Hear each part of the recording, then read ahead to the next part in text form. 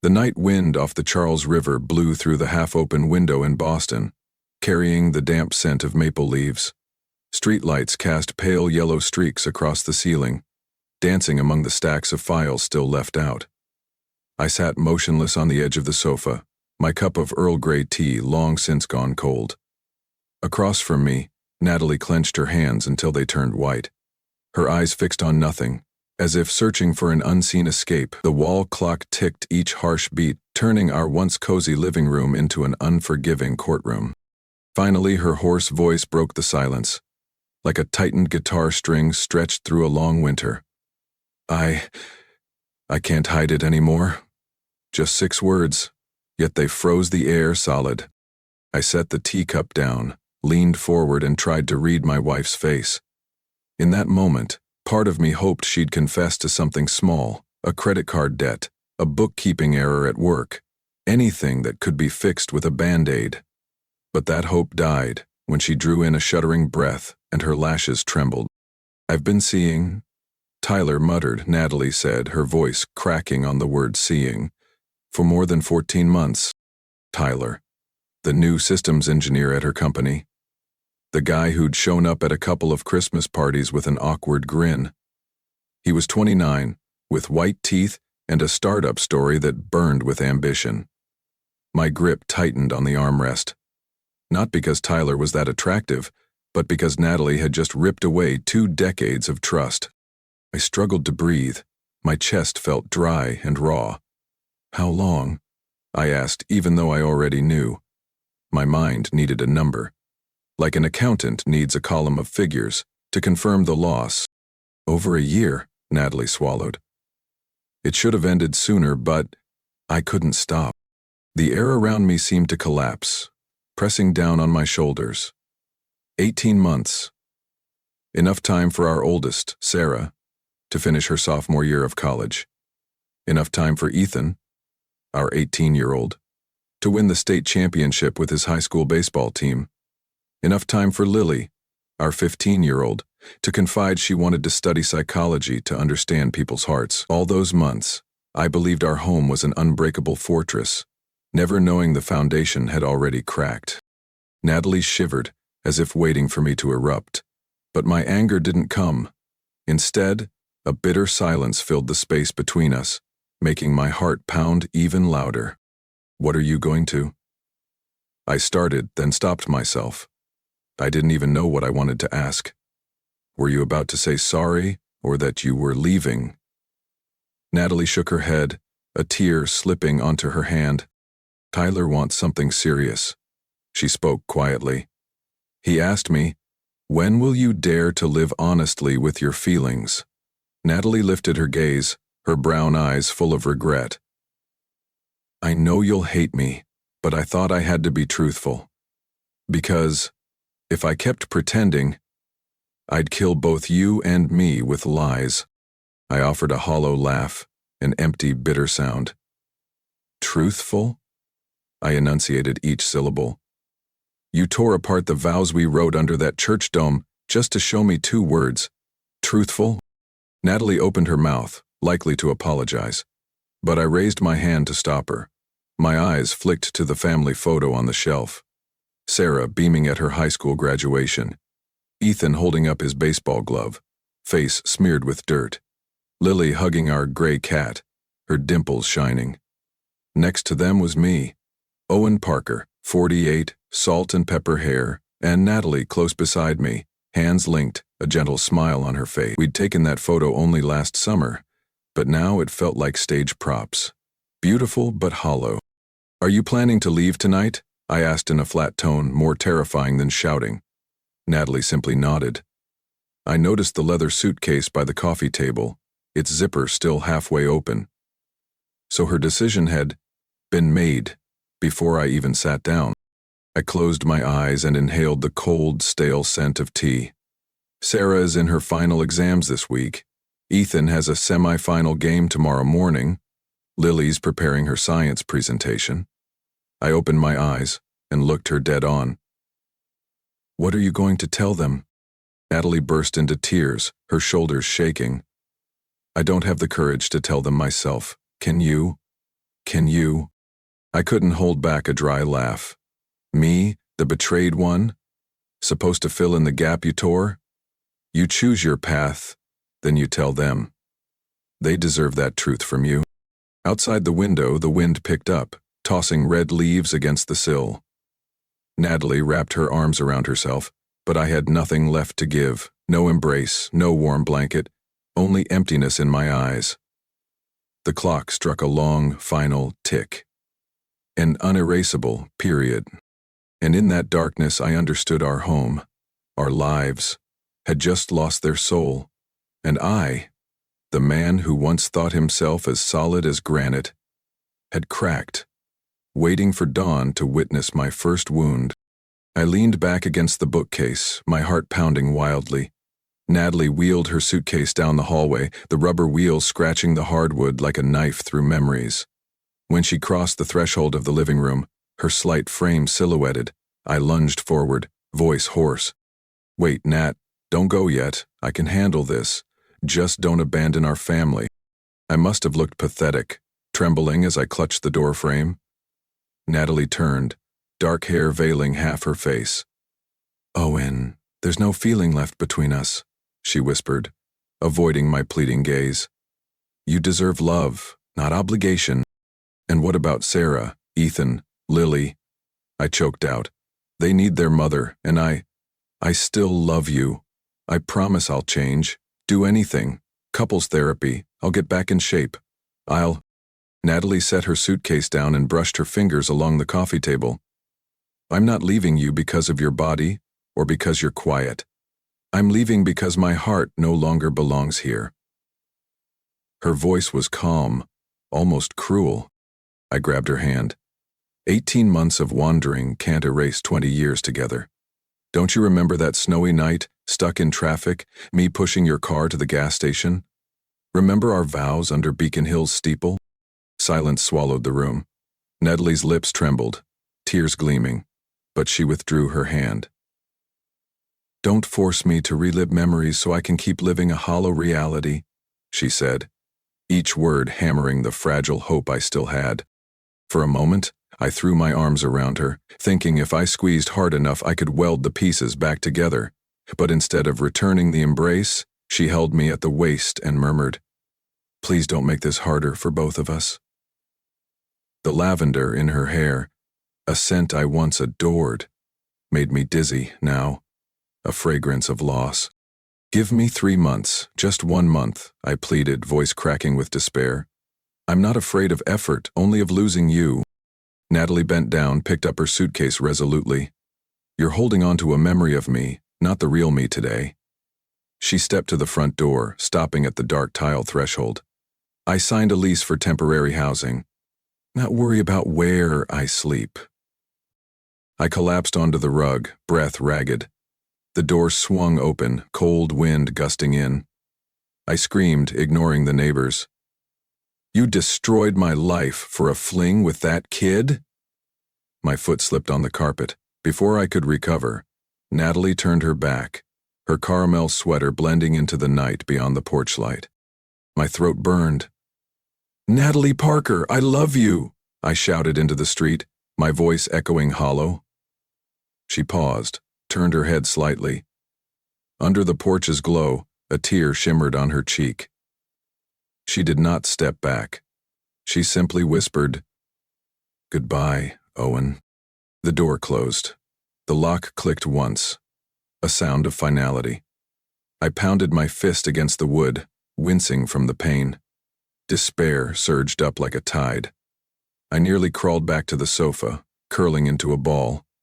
The warmth Natalie left behind only deepened the chill. The clock struck 11. I remembered Sarah wanted to FaceTime to show her latest design. Ethan begged me to watch his pitching drills at dawn. Lily asked me to drive her for science supplies. Just one evening, and our home was empty again. My phone buzzed, a text from Sarah. Dad, I finished my project. Call FaceTime later? I couldn't bring myself to reply. Her question would pierce the fragile shell I'd built. I rose unsteadily and stumbled into the kitchen. The fluorescent light flickered over the cold granite countertop.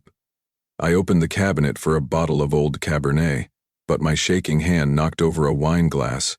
It shattered in a harsh crash across the tile. I pressed my hands to the counter, hot tears falling onto the sparkling shards like fallen stars. The smell of wine mixed with the tang of blood. My hand was slick with red from the cut glass. The physical pain was nothing compared to the stabbing ache in my chest. I staggered back toward the bedroom, where the sheets still held my wife's warmth. In the nightstand drawer lay our family photo album, neatly stacked. I pulled it out and opened it. The first page was our wedding portrait. Natalie in a white dress, beaming, and me, young and confident. Now that picture felt alien, as if someone else had lived my past. I snapped the album shut and pressed my hands to my head. The only sound in the night was my choking sobs. I used to think I was strong. Turns out, I was painfully fragile. A wave of dizziness washed over me. I bolted for the bathroom, retching as my stomach knotted. When I crawled back into the hallway, the clock read midnight. I grabbed my phone, thumb hovering over Nat and icon heart in my contacts before pausing. The cursor blinked, waiting. I trembled, tears streaming, and finally hit call. 3 rings. 4. Then voicemail. "Hi, this is Natalie. Please leave a message." Her calm, gentle voice, once my lullaby, caught in my throat. I'm begging you, don't destroy our family.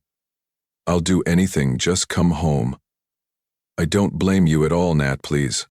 I lost count of how many messages I left, but when I finally set the phone down, it warned me of low battery, and I felt empty. Outside, the wind had died down. A fine drizzle tapped the metal roof, sounding like a mournful drum. In that moment of despair, I thought of my mother. She always said, "You only truly fall when hope runs out." I was clinging to the last thread of hope, even though Natalie had slammed the door. The thought drained me further. I stumbled down to the basement and switched on the flickering fluorescent light. The room was lined with mementos: Sarah's tricycle, Ethan's baseball glove, Lily's Father's Day painting. I sank to the cold concrete floor, clutching Natalie's old pillow, stitched from the cuff of my worn shirt. The scent of detergent lingered, mingling with the musty stone walls. I don't know how long I sat there before my eyelids grew heavy. Surrounded by memories, I let myself drift off in the damp chill. In sleep, and halfway waking, I still heard the echo of Natalie's suitcase wheels. Fading, fading. An echo that would haunt me for a long time. The first morning without Natalie, dim sunlight crept through the basement window and roused me. I forced myself up from the cold floor, my head pounding, clothes heavy with last night's alcohol. My phone rang, its tone resonating in the low-ceilinged room. Sarah calling on FaceTime, as promised. I scrambled to answer, forcing calm into my voice. "Hey, kiddo, it's Dad." Sarah appeared on screen, her face drawn from late-night project work. She frowned. "Dad, are you in the basement? Your eyes are all red. Where's Mom?" My mind went blank. Before I could reply, Lily's voice chimed in behind me. "Daddy!" And she flipped on the overhead light, washing the frame in bright glare. Sarah, hearing her sister, blurted, "I'm coming home right now. Ethan's coach said he can skip the game tomorrow morning." I tried to interrupt, but Sarah hung up. Lily wrapped her arms around mine, warm tears soaking my sleeve. I couldn't find words. I just nodded. Lily folded into me, her small shoulders shaking. Looking at her, I realized I no longer had the right to break down. If I fell apart, my 3 kids would drift away. That afternoon, the front door flew open. Sarah charged in with Ethan trailing behind, pulling a battered suitcase. She surveyed the living room and immediately noticed Natalie's absence. The caramel sweater was gone from the coat rack, and our wedding picture had vanished from the mantel. Sarah's lips trembled. "Mom, she really left." I nodded, voice caught in my throat. Ethan set down the bag and wrapped me in a fierce hug. The scent of his baseball sweat made me cry like a child. "I'm okay, kids. Don't worry," I said, though I believed none of it. Lily stood beside her sister, gripping Sarah's hand and nodding solemnly. Sarah pulled out her phone and opened our family group chat. "Should I message Nate?" she asked. Before I could answer, Ethan patted her shoulder. "He's in Albany, 4 hours away." Sarah tapped send. Nate, my younger brother, 3 years my junior, was someone who rarely intruded, but when he showed up, he brought a burst of energy. 30 minutes later, he FaceTimed me from his truck bed. "Older brother, don't go anywhere. I'm on my way," he barked, concerned in his eyes. I was about to decline, but Nate had already hung up, the engine's roar echoing through the speaker. The next day, the silent house buzzed like a fire station. Sarah made a steaming pot of chicken soup, Lily laid out plates and poured lemonade. Natalie's favorite morning routine. My chest tightened at the familiarity. But I forced a smile, not wanting to upset Lily. Ethan quietly replaced our wedding portrait with a snapshot of our family at Lake Winnipesaukee last summer. "So it's easier for you, Dad," he whispered. I wanted to insist it wasn't necessary, but his determined look held me back. That night, Nate appeared on the porch with pizza boxes and a toolbox. He burst in, grinning. "I'm here to charge you for labor. Who signs the invoice?" When no one laughed, he softened and gave me a solid shoulder squeeze. "Big brother, crash for a bit. I'll keep watch." The familiar pine scent and faint tobacco on his coat soothed my loneliness. After dinner, Nate rounded up everyone's phones and stashed them in a drawer. "Emergency rule, no social media tonight. Gossip can wait." Sarah scowled at him but complied. I watched my brother and felt deep gratitude. If news of Natalie's departure got out, the kids would be caught in a storm of rumors. Nate was building a safe zone, yet the night remained my enemy. Once the living room lights were out, the only sound was a distant truck on the highway. I lay awake, unable to close my eyes. Moonlight washed over the empty side of the bed where Natalie used to curl up under the comforter. A crazy thought flitted through my mind. What if it was all a nightmare, and she'd come back at dawn? But the memory of her locking the door and pulling her suitcase was sharper than any blade. Around 2 a.m. I dragged myself downstairs for water. I found Sarah huddled by the window, knees tucked to her chest, headphones on. She took them off when she heard me, her eyes rimmed red. I sat beside her. Father and daughter said nothing, just gazed out at the backyard, where Natalie's tulip bed still bore fresh imprints of her footsteps. After a long while, Sarah gently placed her hand over mine. "Dad, you can cry if you want. I don't mind." I tried to hold it back, but the emotion rose in my throat. Tears quietly fell, plinking onto the stone floor. Sarah rested her head on my shoulder and lightly swayed, just like I used to rock her to sleep. In that moment, I realized I wasn't alone. My 3 kids were shouldering a collapsing world for me. Over the next few days, Nate drafted a full bedside duty schedule.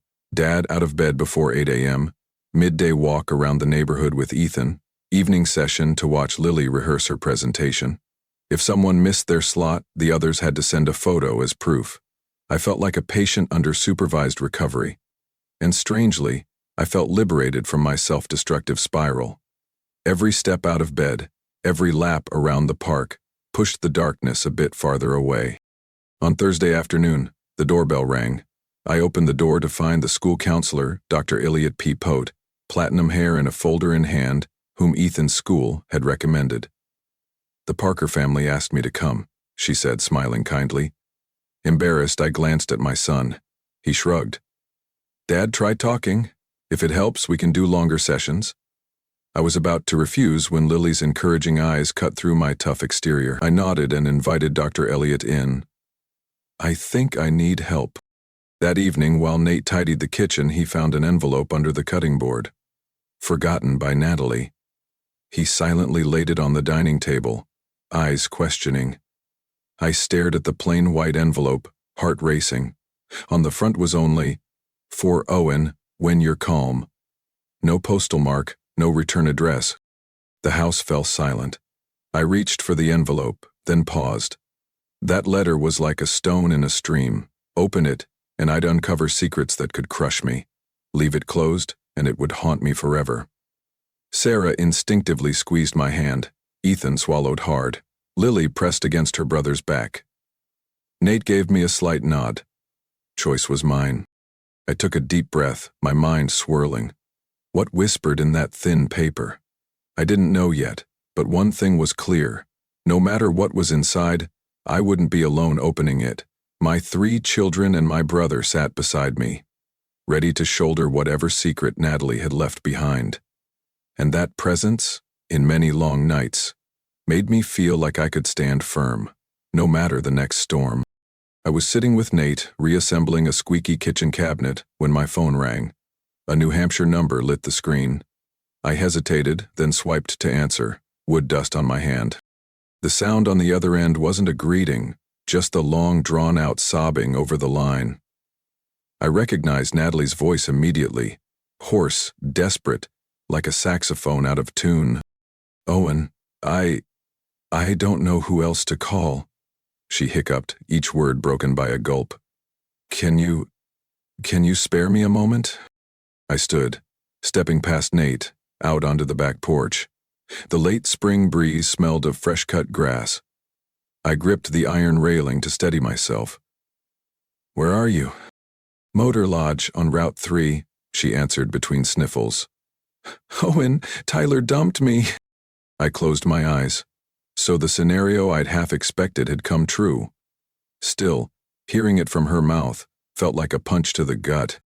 "He said," Natalie continued, her voice cracking high, "he's too young to settle down. Told me to go pack my things for my legal husband to handle." For a moment, I was speechless. On the line, Natalie drew a long breath, then broke into sobs. "Owen, I messed up. I don't know what I was thinking. I miss you, I miss the kids. I'm begging you, let me come back at least until I find somewhere else. I promise I'll make it right. I'll do anything. Just give me one more chance." Blood pounded in my ears. After all these years as partners, the safety net she expected me to be was the last resort. I felt a pang of pity, then snapped myself back. "Natalie, what do you want? This family is not a temporary shelter." Silence except for the old air conditioners rattling through the vent. A moment later she whispered, "You can hate me, I get that, but please, don't lock me out. I have nowhere else." I glanced back through the kitchen doorway. Nate was mixing wood glue, Sarah helping Lily attach a hinge, Ethan marking a piece of trim. They were rebuilding our home with youth and faith, while the person who once shared it stood trembling outside. "Natalie," I lowered my voice, forcing calm. "A week ago, you discarded 20 years of marriage. Now you want back because I'm the last option? I'm not a life preserver you drift. No," she cried, voice piercing. "I realized I love you, never stopped loving you. Tyler was just..." Enough. I cut her off, anger rising in the back of my throat. "You love me and packed your bags? You love our kids and disappeared, leaving them to quell their confusion alone every night?" Her ragged breathing filled the line. She fought back a sob. "Are you punishing me?" "Call it what you want," I replied. "The truth is, you made a choice. Tomorrow morning, I'll ask my lawyer to send a temporary separation agreement to your motel. See? I'm still offering a solution, not putting you out on the street. But coming back to this house? No. You're so cruel," Natalie whispered. "Cruel," I repeated, a dry laugh escaping. "Cruel is leaving in silence and making your husband and kids pick up the pieces." I hung up without waiting for her reply. When I returned to the kitchen, all 4 of them looked up at once. Sarah met my bloodshot eyes and softly asked, "Mom called, right?" I set my phone on the counter and nodded. No need for details. They understood. Nate squeezed my shoulder and whispered, "You should sit down now, swap shifts." Ethan carried a corner brace across the room, and Lily quietly pulled out a chair and handed me a glass of warm milk. I took a sip, my throat stung less. The silence among us wasn't oppressive anymore. It felt like the tense pause before a game-winning pitch. "I'm okay," I said quietly, setting the glass down. Sarah clicked her tongue. I'll draft that email to Lawyer Stone before he leaves for the day. I nodded, a mix of gratitude and bitterness welling up. 19-year-old Sarah should be showing her fashion portfolio, not wrestling divorce papers for her dad. Nate cleared his throat, breaking the tension. Tomorrow you and I'll head to the hardware store to pick out a new cabinet stain color. Sound good? His tone was casual, but the message was clear. Focus on building something, not on all the damage. I forced a smile. Yeah, 8 a.m. tomorrow. That night, I picked up the envelope Natalie had left behind for the second time. That phone call had been like twisting open a soda can. Sharp, fizzing memories. I tore at the edge of the letter and let the paper fall open. In familiar handwriting. Owen, if you're reading this, it means I didn't have the courage to face you in person. I've always been more afraid of disappointment in your eyes than any reproach. I won't excuse myself. I just want you to know. The fault is mine. I felt empty, useless, no longer young or desired. Tyler arrived at my weakest moment. I thought it was new love, but it turned out to be the ghost of vanity. If one day I realize my mistake and want to come back, I hope you'll leave a crack in the door. But I know you might slam it shut. Even so, let me make amends. I'll sell my studio shares, pay off Sarah's student loans, set up a fund for Ethan and Lily. I paused, heart racing. At the bottom, Natalie had added in neat script, I'm sorry from the bottom of my heart. I folded the letter and rested my head against the chair back. Her apology was written before she walked away, yet when her affair unraveled, she still called me cruel. I glanced at Ethan's picnic photo on the shelf, the one from yesterday afternoon, and a strange smile crossed my face. Perhaps Natalie never really recognized what she lost, or realized too late. Either way, tomorrow would arrive. I blew out the candle on the table, letting darkness swallow the room, listening to my heart beat. Not for Natalie, but for my children and the road ahead. At dawn, my phone alarm shattered the heavy night. On screen, Natalie Parker with a message alert. Just after awakening from a fitful dream, I squinted and read, Natalie, did you leave me stranded on purpose? After 20 years of love, this is how you treat me? If something happens to me, you'll regret it forever. Before I could reply, more notifications poured in. The kids hate me because you poisoned them. You always act saintly, yet you abandon our marriage. Tyler deceived me, just as you deceived me with promises of loving me until the last breath. I set the phone down and took a deep breath. It was time for a final decision, or the cycle of guilt-forgiveness hurt would never end. Before sunrise, I typed, Amy, Natalie, I did not abandon you. I offered support through my lawyer. This home is no longer an option when other choices fail. From now on, all communication goes through legal representation. No emotion, no apology, no promises. I locked the screen and let the phone vibrate quietly on the dining table. Outside the window, Boston's sky was slate blue, with just a few pink streaks at the horizon. A dawn of a new era. At 7 a.m., Sarah's alarm blared. She raced into the kitchen, ponytail flying, sneaking a look at my phone, 15 unread messages.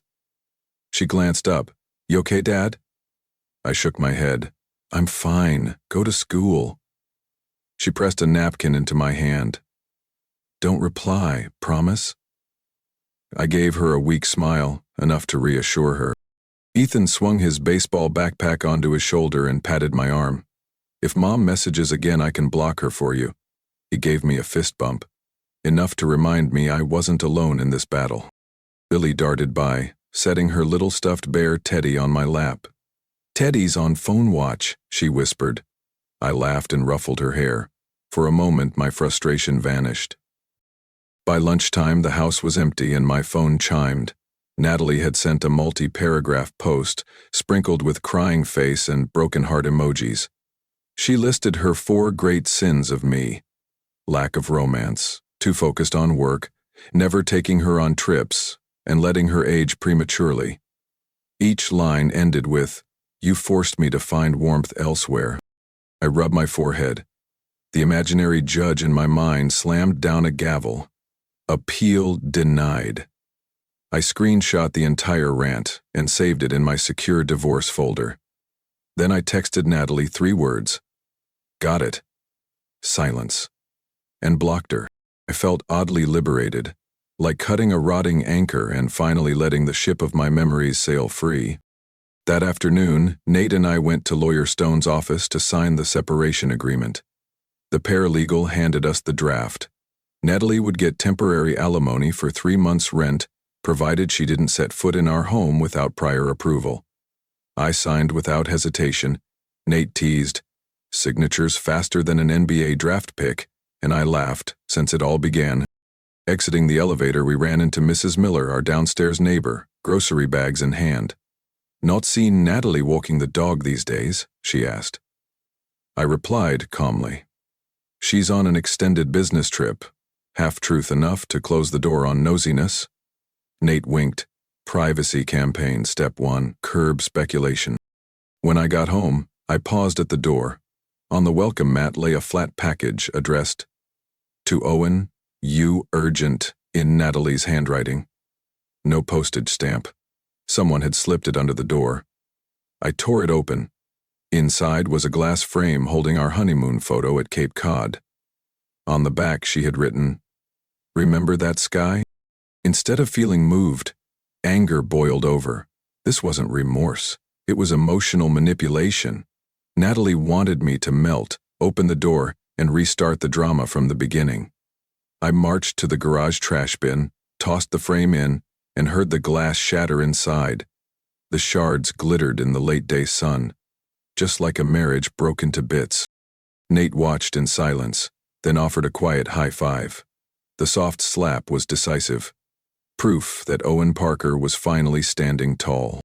Late that night, as I finished filing my taxes, an email alert revealed 2 PayPal refunds from Natalie, refund flight to Seattle and refund spa gift card. The unspoken message. See, I'm really sorry, aren't I? I transferred both to Lily's scholarship fund. With a note, Mom's money, use it wisely. At dawn the next day, the doorbell rang. The video feed showed Natalie, tear-streaked and clutching her suitcase. I locked the door from inside and activated the intercom. Natalie, this has been handled by our lawyers. She begged for just 5 minutes. And I repeated, everything goes through legal channels. Then I cut the connection. Nate's car pulled up just then. He lowered his window and waved her off. Denied again, she pouted, hauled her suitcase away from the sunrise. Her shadow stretched across the grass, growing smaller until the street swallowed it. Nate entered, locked both deadbolts, and I leaned against the wall, exhaling. Not in triumph, but relief. Inside me, my heart beat steady, no longer wavering. I realized, sometimes cruelty is exactly what stops a wound from bleeding. My phone buzzed with a message from the Parker Power Group Sarah had started. She'd sent a selfie of the 3 of us grinning. Team Dad is on duty. Dad, hang in there. Below was Lily's drawn sticker of Teddy wearing a police cap, holding a no entry sign. I laughed out loud. A genuine laugh that echoed through the hallway, the sound of freedom reclaimed. That Monday evening, after meeting with Lawyer Stone, Nate insisted I post anonymously on the Dad Reclaiming Life forum, a community for divorced dads. I hesitated, reluctant to air my life publicly, but he joked, think of it as journaling, at least the server reads it, not your bathroom mirror. So I wrote, wife cheated, then wanted back when she got dumped. I locked the door. Need advice staying firm for my 3 kids. I hit post, closed my laptop, and felt a flicker of unease mixed with resolve. The next morning, when I logged in, I nearly jumped out of my skin. Over 3,000 responses and dozens of direct messages. Scanning through, most were words of encouragement. You're not alone. Don't let pity blur the boundaries. Many shared similar stories, tagging mental health resources and even linking an 11-step post-divorce budgeting guide. A retired teacher in Texas wrote, my son almost broke down, and now he's happy with his new family because he stood his ground. I read every word, feeling gratitude warm my chest. Turns out the online world can be a real fortress. That afternoon, the account at Boston Legal Eager messaged me privately, introducing himself as a volunteer attorney and sending a checklist. Screenshot all blaming messages, store them in the cloud, seek a restraining order if harassed. I forwarded it to Stone immediately, earning a good job crowdsourcing in return. Sarah proudly announced in our family group chat, "Dad's trending." Lily quickly drew a meme of Teddy in a superhero cape with the caption, "Internet backs my dad." We all dropped firework emojis and I laughed, feeling my heart lighten. That momentum helped me make the final call. On Wednesday, Attorney Stone and I filed for divorce at Middlesex County Court. The packet was 70 pages. Under grounds, I checked, "Adultery irreconcilable." The clerk stamped it, "Received," a dry thunk that sounded like a drum opening the way forward. Stone adjusted his glasses. "They'll be served within 5 days. I nodded, eerily calm. Nothing like the storm I felt the day Natalie confessed. That evening I updated the forum. "Filing complete. Thanks for the advice. I feel like I just unlocked the chains." Likes shot up. One user sent me a Spotify playlist called Rise Again, starting with "Here Comes the Sun." I cranked the living room speaker. As George Harrison's guitar rang out, Lily spun around in her school uniform like a kite in the breeze. Ethan tapped out a rhythm on the table. Sarah hummed along and Nate grabbed a wooden spoon as a mic, cheering wildly. That absurd scene brought tears to my eyes. Not from sadness, but from the sense of renewal after the storm. Thursday morning, Stone texted, "The process server is scheduled for 10 a.m. tomorrow at the Motor Lodge, room number you provided." I closed my eyes and exhaled. Oddly, instead of feeling vindicated, I felt relief. Like I'd completed a necessary ritual to let life flow again. At noon, an email pinged in. The forum newsletter had published a top 5 resilient stories roundup, and my username was third. The subhead read, "A father of 3 locks the past behind, builds a new path." They quoted me. I chose not to hate, but I also refused unconditional forgiveness. Dozens of comments fanned the flame of encouragement. One member offered a weekend Zoom cheer invite to share my progress. I said yes, no longer embarrassed to tell my story. While cooking spaghetti, I received an anonymous text. "Do you think divorce solves anything? Your kids will miss mom. You're selfish." No guessing who sent that. I smirked, screenshotted, and saved it in my harassment evidence folder. After the kids' evening baseball game, Ethan saw my calm face and asked, "Dad, you're not upset?" I replied, "I learned to let sorrow pass like a YouTube ad, hit skip after 5 seconds." Ethan burst out laughing and patted me on the back. "That's a good analogy." I realized I'd cracked a joke. Since the crisis. Laughter's return meant the wound was starting to scab over. Friday at 10:17 a.m., Stone called. I put it on speaker and my family and Nate gathered around the dining table. "Service complete," he announced. Ms. Natalie Parker signed in front of a witness. No one cheered. Instead, we held a minute of silence, like a moment of remembrance. Then Sarah said, "New chapter begins. But you're not in the rain alone anymore." That night I posted one final update. "Documents served. I know the legal journey will be long, but my back is straight thanks to community, friends, and my kids." To anyone hesitant, self-respect isn't a cold stone, it's fertile ground for healthy relationships. Don't let anyone trample it. The post hit the front page. A moderator messaged, "Would you do a Break and Build Back podcast interview?" I scheduled it for next week. I needed time to regroup. After all, being asked to speak about healing instead of clinging to pain felt like a small victory. Before bed, I checked the family group. Nate posted a photo of our newly assembled kitchen cabinet, complete with a laser-engraved sign, "Parker HQ, 2003, Reforged, 2025. Below, Lily dropped a hammer and wrench emoji, Sarah a heart, and Ethan a flame. I screenshotted and planned to tape it to the fridge in the morning. A reminder that a home doesn't vanish, it just takes on a new shape. Under my warm bedside lamp, I folded the blanket, placed my phone on the nightstand, and quietly hummed the evening song, "Little Darling," the smiles returning to their faces. Indeed, the smiles were coming back, No magic required, just the resolve to close the old door and trust that dawn awaited on the other side. My phone started buzzing non-stop early Sunday morning, less than 24 hours after Natalie signed the service acknowledgement.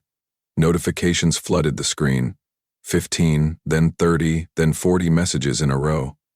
I put it on silent, but the preview strip still scrolled by. You're trying to ruin my life, aren't you? All your friends have turned on me because you smeared my name? You made me the internet's punchline. Does that make you happy? I took a deep breath and switched the phone to focus mode, telling myself, no reply is the best defense. Still, each message felt like a sharp thorn scratching across my brain. Natalie wouldn't stop. She sent a photo of the empty motel room, captioned, "Your gift of a prison." Next, a snap credit card receipt, complaining, "Rent cost me a fortune because you're heartless." At the end of the tirade, she concluded with a long line. "If you sign the divorce papers, I'll lose everything over a bit of new air. Why can't you forgive this small mistake so our family can stay intact?" I forced a laugh. Small mistake. Natalie really said that. I forwarded it all to Stone with the subject line, "Harassing messages. Messages evidence batch 2. No sooner had I hit send than another message arrived. "You've ruined my youth. Now I'm old. Who wants me?" I flipped the phone face down and stepped onto the porch. Early June in Boston, the air was crystal clear and smelled of fresh-cut grass. Nate was adjusting the garden hose, and when he saw my expression, he whistled. "She's lighting fireworks again?" I nodded. Nate twisted the valve, and a curved stream of water glinted in the sun. "Don't worry, folks about to drown wave the hardest." I managed a half smile. He was right. At lunchtime, Natalie switched tactics. A 4-page email titled "A Genuine Confession." She began with, "You've always been so cold, leaving me alone," then listed 90 weeks without a single bouquet, and 47 nights you fell asleep on the tax ledger. Her tone was accusatory, ending with, "So I needed a little fun with Tyler. Just to remember I can still be desirable." I read each sentence, feeling both amused and bitter. If love were measured by the number of flowers or the count of sleepless audit nights, we'd already lost at the starting line. I opened Google Docs and titled a new document, "Event Timeline," not to defend myself, just to keep memories, mistakes, and betrayal all in a straight line. None of it cancels out the other, but betrayal is like acid. One drop clouds the whole pool. When I finished typing, my inbox dinged again. Subject, "You're why I lost Tyler." I rubbed my temples. I lost my affair buddy because of you? The message dripped victimhood. If I weren't bound by marital duty, Tyler would have taken me seriously. I shook my head, stifled a sigh, and tapped block sender. Instead of anger, I felt pity. Natalie was grasping for any hook to hang her blame, even a rusty one. That night, Sarah suggested we all bake pizza together. While kneading dough, she asked quietly, "Should I be worried Mom's filming a TikTok defense?" I lifted a glass of water and thought. On the forum, I'd seen hundreds of posts. Cheaters making sob stories for sympathy from an unaware crowd. I answered, "I can't control social media, but I can control my reaction." Sarah nodded and sprinkled cheese. "Then we won't watch it. No point getting mad." Ethan tossed dough in the air and laughed. "Let the world hear half the story. Living right is the real answer." The kid borrowed baseball field philosophy, but it rang true. Lily drew a smiley face with ketchup on her slice and declared, "This is Dad after divorce." The kitchen erupted in laughter. The tinned oven sound felt lighter somehow. Late that night, I stood alone on the balcony with a cup of mint tea. My phone lit up, Natalie on a private number. I locked the screen but still got her voicemail. The sound of frantic sobbing. "Owen, you're turning me into a monster. You who shirk feelings are the cruel one. She insisted her affair was the only way to remind you marriage needs fire, and accused me of pouring gas on the flame and running away." I bit my lip, listening to the end, despite Stone saying I didn't have to. Part of me wanted to see how far she'd go. I opened the voice notes app, saved the clip as victim narrative 4, then heard footsteps behind me. Nate appeared with 2 cans of soda, handing me one. "Another fallout bomb?" he asked. I nodded. "You know," Nate leaned on the railing, "in the ER, panicked patients often curse the first doc they see, not out of hate but fear." He mimed it with a wave. "Natalie's writhing and you're the default doctor." I let out a short laugh. "Except I'm not going near." Nate clinked his can. "Exactly." Monday morning, Lawyer Stone emailed. They're requesting mediation, recommending dismissal. I forwarded it to the Parker Power Group. Sarah replied with a teddy bear sticker crossing its arms. Rejected. I messaged Stone. Proceed as planned. No compromise.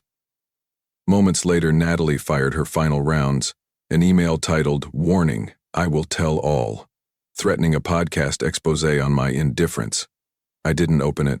I truly wasn't curious. I stepped into the yard and took in the scent of lilacs in bloom. On the porch, Lily placed a hand-drawn sign. "Storms make strong sailors."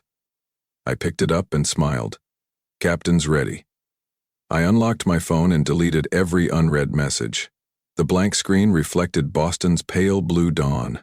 I locked the phone and headed inside. The kitchen smelled of waffles and my kids' chatter followed me. Thinking, old chatter's close, supporting characters' captions don't matter if no one's reading, and so I moved on to the next chapter. Heart beating in rhythm with a life rewriting itself.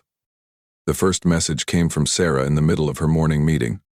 "Dad, check the former Praxis Tech employees' Facebook group right now." I opened my phone to see a link with a shocked face emoji. I tapped it, and my screen filled with a brand new post by Natalie Parker. Her profile picture was a lavender flower, overlaid with bold text. "Warning to women, Tyler Brennan, office heartthrobber." The opening line stung. For 2 years he manipulated my emotions, promising to leave his family, and then he dumped me with the wreckage. Natalie tagged Tyler's account directly and added hashtags betrayer and justice needed. Scrolling down, I gaped. Over 200 comments in just 30 minutes. Recognizable female names with the Praxis Tech logo appeared. They took turns sharing stories. Marissa, project manager, project man. He sent flowers to my house claiming he was breaking up with his girlfriend. He wanted it kept secret. Jenna. After only 3 months, Tyler invited me on a business trip. Patrice. We filed a complaint about him last year, but there wasn't enough evidence. Now there is. Screenshots of messages were everywhere. Promises of, "I'll be serious. I just need a little courage. Wait till you switch teams. Then we'll go public." Each line, each heart emoji, mirrored the script I'd tasted. Only the recipient's name had changed. I sat in stunned silence, yet relieved. Maybe in months. It wasn't my memory I was doubting. The same honeyed lies had been fed to multiple women like a template. But whatever thrill that brought me vanished when the next line caught my eye. I apologized to Owen Parker and his children for letting Tyler convince me that family was just a formality.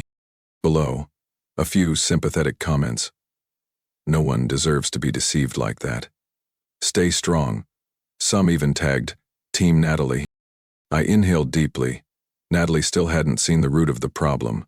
She'd made Tyler her only devil to excuse herself. In any case, the truth was out without me saying a word. That afternoon, Ethan sent me a link to the local news. Praxis Tech faces workplace misconduct scandal. CEO issues statement, suspending Tyler Brennan pending investigation. The article quoted Natalie's own expose and showed a blurred photo of Tyler leaving the building with his collar turned up. Nate skimmed it and whistled. Karma moves faster than express shipping. Sarah screenshotted and made a meme. Tyler holding a latte with the caption, "Order 1 caramel latte, no sugar." Lily giggled and stuck it on the fridge. I felt neither envy nor glee, just the strange balance of life. 2 months ago, Natalie saw Tyler as her scape. Now she'd turned him into the scapegoat, unwittingly lighting the fuse on a serial romance scandal at the company. Around 5 p.m., Natalie called from a blocked number. I let it go to voicemail. Her urgent voice came through. Owen, I know you know what's happening. I want you to understand. I'm not trying to smear anyone, just warn others. She sniffled, then whispered, If you feel vindicated, I'm glad. At least I did the right thing. It was the first time I'd heard the right thing from Natalie since her confession. I was curious, but unmoved. Taping a crack in a broken vase doesn't return it to whole. That night, the Dad Reclaiming Life forum exploded. Someone posted a screenshot of Natalie's exposé, tagging me. OP, Universe just delivered your gift. I didn't respond, just tapped the like reaction. Enough to let them know I was okay. In the kitchen, Nate tapped a spoon on a pot. Natalie's PR strategy just made it into self-serving boomerang case studies. Sarah laughed. She forgot internet law. Throw a bomb, and it'll blow back on you. Lily asked innocently, So is Tyler going to jail now? Ethan ruffled her hair. Maybe just a long suspension.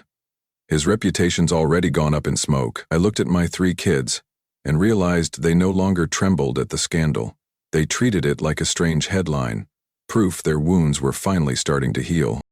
Late at night, I sat in my home office under the desk lamp, drafting the final divorce agreement and asset division. Through the window, the backyard lay silent save for flickering fireflies. On my desk, my phone glowed with a new email from Natalie, subject line, Thank you for your silence. Her concise words read, Owen, I know you could speak out to explain, but you didn't. Because of you, I learned that silence can be the ultimate kindness. When things calm down, if you want, I'm ready to sign any agreement.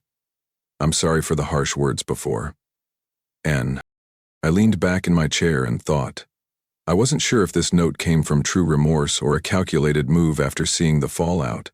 But it no longer mattered. I opened the file, final agreement, and added one last clause. No public comment by either party. Violation incurs a $5,000 penalty. Another ping cut through. Stone agreed to the new penalty clause and praised it as prudent. I tapped OK, feeling a quiet sense of relief. The internet had dealt justice to Tyler. The media fallout had reached Natalie. My part was simply to stitch together what remained of my life, without bitterness, without triumph. I stood up and turned off the lights. Down the hallway, a soft blue nightlight cast a peaceful glow. From Lily's room, her voice drifted out, reading a story to Teddy. I closed the door gently, smiling. My kids were sleeping soundly, while the drama outside was just waves crashing against the seawall we had reinforced. And as someone once said, no matter how loud the ocean roars, the rocks stay still, waiting for sunrise. Exactly 1 month after Natalie signed the acknowledgement of service, Boston shifted into early summer. The maple tree in front of the porch had turned a rich green, and the Charles River breeze carried the warm scent of sap. That morning, I realized I stood before the mirror without being startled by my bare ring finger. The emptiness on my 4th finger had faded, like a callus worn away over time. For the past 2 weeks, Stone and I had attended 3 mandatory mediation sessions at Middlesex County Court. The negotiation room had gray carpeting and the disinfectant cold breath of the AC. Natalie sat across the round table, her once tailored suit now loose, her face hollowed, dark circles under her eyes. She still tried to offer polite smiles whenever I entered, but I merely nodded, emotionless. Instead of pain, I felt a strange detachment, as if looking at an old photo of someone once familiar, but now distant. Stone laid it out clearly. Publicly admitting to the affair and posting about it online left Natalie with almost no chance of alimony. Her attorney proposed a reintegration support of $600 a month for 2 years. Stone immediately rejected it, citing Jones v. Harris, 2023 to no alimony, for severe misconduct if the party is employable. The mediator nodded and recorded it. Natalie pressed her lips together but didn't argue, likely because Praxis Tech had already terminated her, and she'd lost her health insurance. I didn't gloat. I simply saw cause and effect, as clinical as a periodic table. Word on the grapevine was she was staying in a 1-bedroom apartment in Somerville, with Dana, her old college friend. Sarah ran into Dana at Trader Joe's, reporting that Dana looked exhausted. Because there's only 1 bathroom and 2 people fighting over morning time, Sarah added a bit of snark, but I let it pass. Everyone pays their price in their own way. I didn't need to rub it in. The kids still chose to keep their distance. Sarah started a 6-week internship at a design studio in Manhattan, occasionally sending photos of the Empire State Building glowing at sunset. Ethan made the state baseball team, busy at a Connecticut training camp. He sent a video proudly showing off his perfect curveball with a rock soundtrack. Lily prepared for her middle school science fair, laboring over a project on enzyme-based plastic degradation. The Parker Power group chat buzzed with stickers, but no trace of Natalie. I felt a brief pang, but reminded myself. The kids drew those boundaries. I would respect them. Nate had returned to Albany but video called every weekend, teasing me to stick to your military schedule. We tended to our mini hydroponic gardens together via FaceTime. My basil flourished, while his tomatoes caught mildew. Nate accused me of hoarding secrets. His laughter warmed up the kitchen. Enough that I didn't miss Natalie's voice echoing through this house. Tuesday night, Stone sent the draft of the final agreement. Natalie would keep the 2016 Subaru, withdraw a portion of my $401k as allowed, but would waive any claim on the house and a small share of my retirement fund. I read it without hesitation. Signing meant the official end was now just weeks away. I replied agreed and added, after the final decree, I'll begin therapy. Please recommend a therapist specializing in divorce recovery. The next morning, Stone forwarded 3 options. I chose Dr. Amelia Kilmer, CBT method, flexible late afternoon hours. The assistant confirmed my first appointment for the following Monday. As I saved it on my Google Calendar, my chest felt lighter, as if booking a meeting with a healthier version of myself. That afternoon I biked along the Esplanade, feeling sweat trickle down my temple, my heart beating steadily instead of frantically. Right at the Longfellow Bridge curve, a memory of Natalie hit me. A picnic 10 years ago, when she dropped a sandwich into the river, and we laughed until we cried. This time, instead of hurting, I smiled softly and let the memory float away with the kayak paddling in the distance. Letting go didn't need grand rituals. Just enough time and truth to light the way. Over the weekend, the Dad Reclaiming Life Forum hosted a Zoom cheer where I was the guest speaker. Over 100 little camera squares filled the screen, people of all ages clapping as I appeared. I summarized the journey from shock to anger to serenity. At the end, someone asked, "What's the biggest lesson you learned?" I answered without hesitation, "It's not about forgiveness or forgetting. It's about not letting pain steer your life anymore." The room echoed with amen, then someone blasted, "Don't stop believin'." I turned off my webcam, but the electric guitar's echo felt like a tailwind pushing me forward. Late that night, I received an email from Natalie addressed to Stone and CC'd to me. Subject line, accepting terms, and 4 simple words.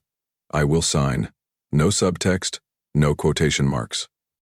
I leaned back in my chair, gazing at the ceiling where the new moonlight glowed. Instead of celebration, I simply exhaled. A breath of gratitude that the agonizing journey had finally reached its final page. I opened the draft of my planned farewell speech for court. 200 words, light as mist, free of blame. I crossed out the line, "We once loved," and replaced it with, "The best parts will live in memory. The future opens where each is responsible for their own path." The clock chimed midnight. I shut the laptop and turned off the lights. As I stepped into the hallway, I caught a glimpse of myself in the wooden mirror. 48 years old, a little salt in my hair, no more dark circles under my eyes. I nodded at my reflection, a small but sincere gesture. This is Owen Parker, version 2. Self-compassionate enough to move forward, strong enough not to look back. After 4 stormy months, Owen Parker now calmly looks back at the collapse of his marriage. Natalie's public confession stripped away any leverage for spousal support, and Owen signed the divorce agreement without emotion. His 3 grown children, his brother, and the online community helped him rebuild, turning his home into Parker HQ, Reforged 2025. Owen is set to begin therapy, focusing on running, hydroponic gardening, and learning to laugh wholeheartedly again. The greatest lesson he carries: letting go isn't weakness. It's opening the door to a new sunrise. What are your thoughts on Owen's decision, on Natalie, or on the lessons after the storm? Leave a comment to share your view. Hit like, subscribe, and ring the bell so you won't miss the next inspiring family story.